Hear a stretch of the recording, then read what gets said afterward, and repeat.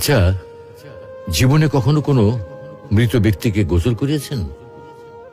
যদি কখনো সুযোগ হয় তাহলে সেই মৃত ব্যক্তিকে গোসল করাবেন।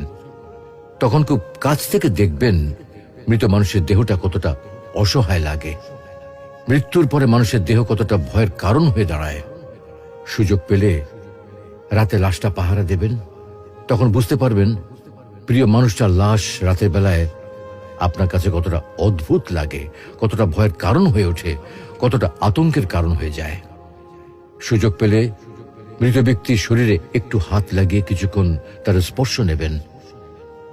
আপনি তখন উপলব্ধির সুযোগ পাবেন এই পৃথিবীতে বিশাল প্রভাব প্রতিপত্তি মৃত্যুর পরে কতটা নির্যাতনের রূপ নেয়।